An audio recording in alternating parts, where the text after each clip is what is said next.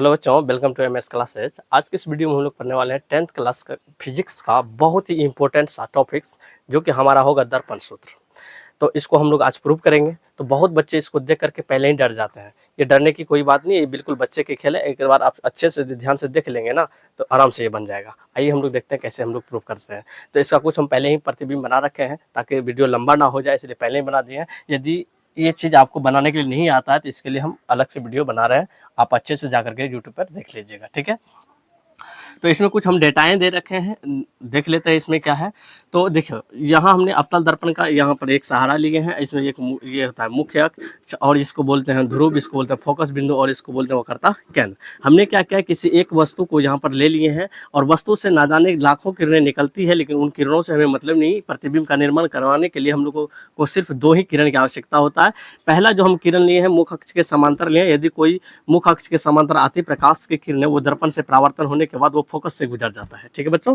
अच्छा, दूसरी किरण जो होगा, हम फोकस से गुजर रहे हैं, तो यदि कोई प्रकाश की किरण फोकस से होकर के गुजरती है तो दर्पण से टकराने के बाद वो क्या होगा, परावर्तन के बाद वो ये मुख्य अक्ष के समांतर हो जाएगा। ये हो गया प्रतिबिंब की दूरी, ऊंचाई। ये हुआ वस्तु की ऊंचाई, ये हुआ उसके प्रतिबिंब की ऊंचाई, ठीक है। तो इसमें से हम लोग क्या करेंगे, दो त्रिभुज ले लेंगे, ठीक है। और दो त्रिभुज के दो कोण हम लोग क्या करेंगे, साबित कर देंगे। सबसे पहले दो त्रिभुज लेकर के उसके समरूप, दोनों त्रिभुज को समरूप साबित कर देंगे। तो जैसे ही हम लोग समरूप साबित करेंगे तो हमारा आराम से ये जो है दर्पण सूत्र प्रूव हो जाएगा। इसमें डेटाएं दे रखे हैं, ओ से लेकर के बी तक जो होता है ये वस्तु की दूरी होता है, जिसे हम लोग यू से दिखाते हैं। और यहाँ पर हमने लिखा है कि ए से लेकर के जो यहाँ पर पी तक जो लिखे हैं, इसको हम लोग प्रतिबिंब की दूरी बोलते हैं। और ए से लेकर के ये पी और एफ जो होता है वो फोकस दूरी होता है, ठीक है बच्चों। इतना तक ख्याल रखिएगा, हमने वैसे यहाँ पर डेटाएं लिख रखे हैं। तो सबसे पहले हम लोग दो त्रिभुज लेते हैं और दो त्रिभुजों को हम लोग समरूप साबित करने की प्रयास करते हैं। तो त्रिभुज जो ले लेंगे हम लोग, पहला कौन सा, हम ये वाला ले लेंगे और ये वाला ले लेंगे, ठीक है। तो ओ त्रिभुज बोलेंगे, त्रिभुज ओ ए एफ लिखेंगे, त्रिभुज ओ ए एफ। और त्रिभुज ले लेंगे हम लोग टी पी एफ, त्रिभुज टी पी एफ, ठीक है। तो यदि इसमें देखा जाए तो ये वाला कोण जो है और इसका ये वाला कोण दोनों क्या है, 90 डिग्री है। तो हम लोग यहाँ पर लिख देते हैं, तो त्रिभुज ओ ए, त्रिभुज नहीं, कोण ओ ए एफ बराबर होगा टी पी एफ के, कोण टी पी एफ के। तो कैसे हुआ, इसका एक रीजन दीजिए। तो इसको हम बोलेंगे 90 डिग्री के कोण से, ठीक है बच्चों। अच्छा, दूसरी कंडीशन इसमें देखें तो ये वाला कोण और ये वाला कोण दोनों क्या है, आपस में बराबर है। तो इसको हम लोग बोलते हैं सम्मुख कोण। तो हम लोग लिखेंगे यहाँ पर त्रिभुज ए एफ ओ, लिखेंगे कोण ए एफ ओ बराबर होगा कोण पी एफ टी का, कोण पी एफ टी का।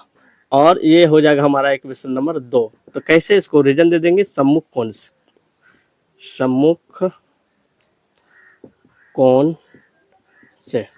बहुत बच्चे जो हैं, बच्चे यहाँ पर घबरा जाते हैं, पहले ए लूँ, बी लूँ, सी लूँ, डी लूँ, क्या लो। तो देखो, जिस कोण को साबित करने जा रहे हो ना, तीन गो में से उसको बीच में रखो। जैसे हमने ए और पी को हम साबित कर रहे थे 90 डिग्री, तो इसको हमने क्या किया, यहाँ पर बीच में दर्शाया है, ठीक है। और जैसे इसमें सम्मुख कोण क्या बना रहा था इसमें, एफ, तो हमने क्या किया, तो ए एफ ओ और पी एफ टी लिखे, तो बीच में आना चाहिए वाला, तो ऑटोमेटिक हो जाएगा। तो हम लोग कहेंगे कि जब किसी भी त्रिभुज के दो कोण आपस में क्या हो रहा है, बराबर हो रहा है, तो यूँ समझिए इसकी जो संगत भुजा होगा ना, वो भी आपस में क्या होगा, समान अनुपात होगा। तो ये दोनों त्रिभुज क्या है, समरूप है। तो हम लोग कह सकते हैं त्रिभुज ओ ए एफ ये समरूप होगा त्रिभुज टी पी एफ के। जब ये समरूप हो गया तो इसकी दो भुजाएं जो लेंगे हम लोग, संगत भुजाएं का अनुपात ले लेंगे। जैसे इसका ओ ए ले लेंगे तो इसका हम लोग पी टी ले लेंगे। तो ओ ए और यहाँ पे ले लेंगे हम लोग क्या, पी और टी, ठीक है। ये बराबर होगा इसका, अब के बार ये वाला ले लेंगे, इसका ये वाला लेंगे, ए एफ और बट्टे में ले लेंगे हम लोग क्या, पी एफ, ठीक है बच्चों। तो आप चाहें तो ये इस भुजा के अनुपात को चाहे यहाँ से लिख सकते हैं या तो यहाँ से लिख लीजिए, इसका ओ ए लीजिए तो इसका टी पी ले लीजिए या तो पी टी ले लीजिए। यदि इसका ए एफ लेते हैं तो इसका पी एफ ले लीजिए। वही सारा चीज़ हमने यहाँ भी लिखा है। अब यहाँ पे देखते हैं ओ ए है क्या। ओ से लेकर के ए तक हमने बताया था आप लोगों को, ये है वस्तु की ऊंचाई। वस्तु की ऊंचाई को हम लोग दिखाते किससे से हैं, तो एच ऑफ ऑब्जेक्ट से, मतलब यहाँ पे लिखेंगे एच ऑफ ऑब्जेक्ट। पी और टी क्या है, ये प्रतिबिंब की ऊंचाई। पी और टी इसके देखिए समांतर आया है, ये क्या है, प्रतिबिंब की ऊंचाई। तो इसको हम लोग लिखेंगे एच ऑफ इमेज, ठीक है।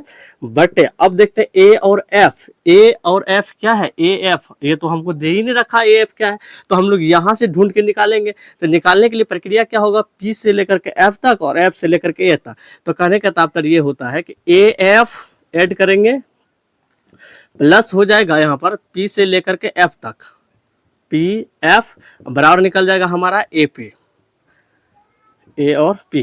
तो हमको यहाँ क्या चाहिए, ए एफ। ए एफ को हम लोग इधर ही रखेंगे और इसको इधर भेज देंगे तो ये हो जाएगा ए पी, और प्लस में है जब माइनस हो जाएगा यहाँ पर क्या, पी एफ।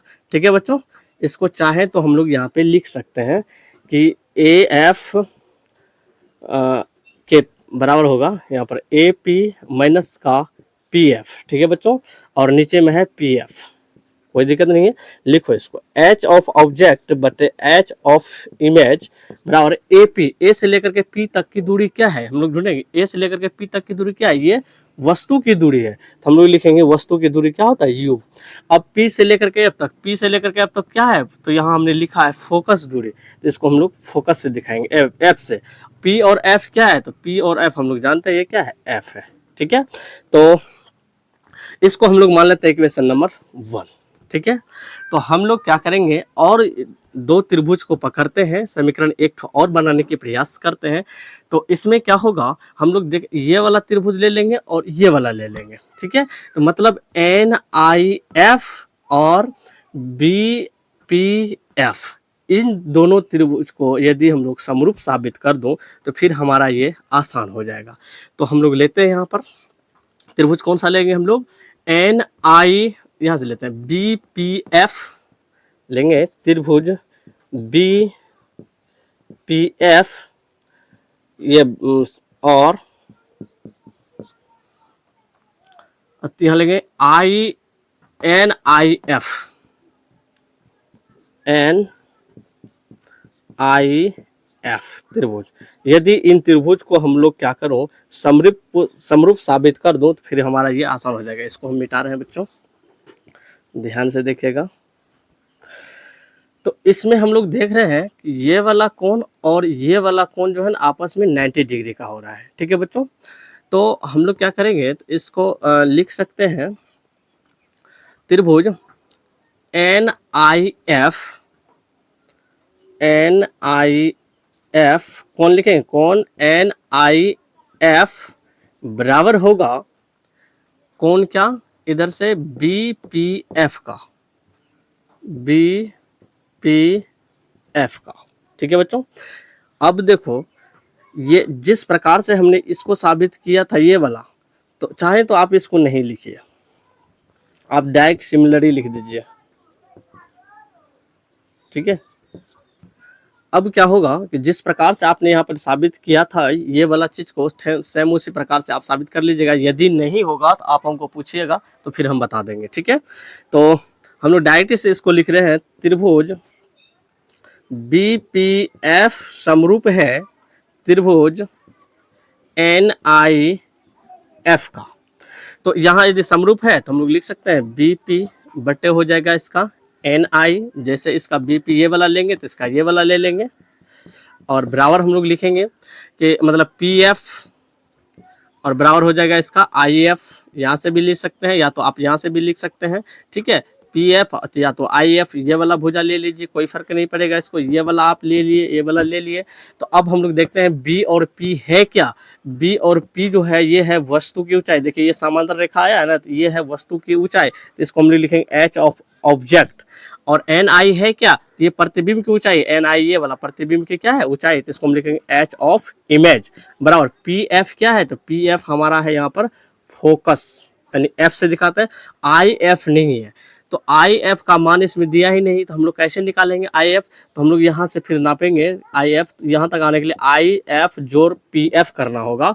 तो हम लोग इधर निकालते हैं यहाँ पर आई एफ प्लस हमारा पी एफ और बराबर हो जाएगा क्या आई पी का, आई और पी।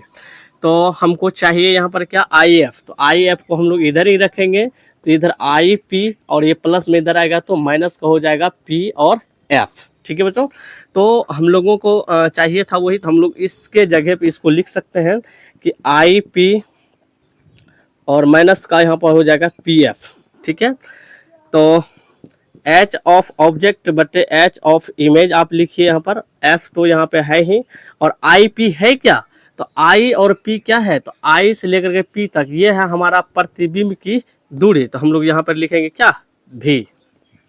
ठीक है, आई और पी ये क्या है प्रतिबिंब की दूरी है। अच्छा, माइनस लिखेंगे हम लोग पी एफ, पी एफ क्या है, तो पी और एफ है हमारा फोकस दूरी, इसको एफ से दिखाते हैं। ठीक है, इसको हम लोग समीकरण मान लेते हैं 2। ठीक है, अच्छा आप एक बात बताओ, समीकरण 1 तथा समीकरण को 2 देखेंगे तो यहाँ पर देखा जाए समीकरण 1 का left hand side H of क्या है इमेज, और यहाँ भी क्या है एच ऑफ ऑब्जेक्ट बटे एच ऑफ इमेज। तो लेफ्ट हैंड साइड जब बराबर है तो इसका राइट हैंड भी साइड क्या होगा बराबर होगा।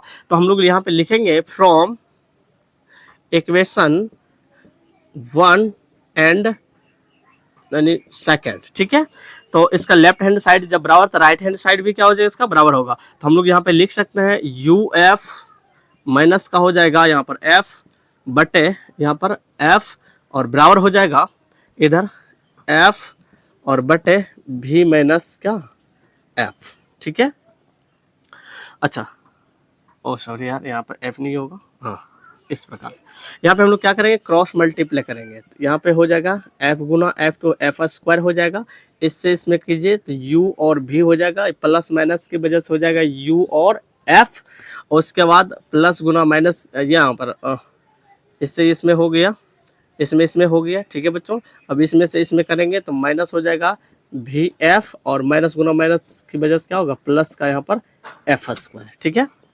अच्छा आप इसका एक स्क्रीनशॉट ले लीजिएगा, हम इसको मिटा रहे हैं, वीडियो को पीछे करके आप लोग लिख सकते हैं यहाँ पर।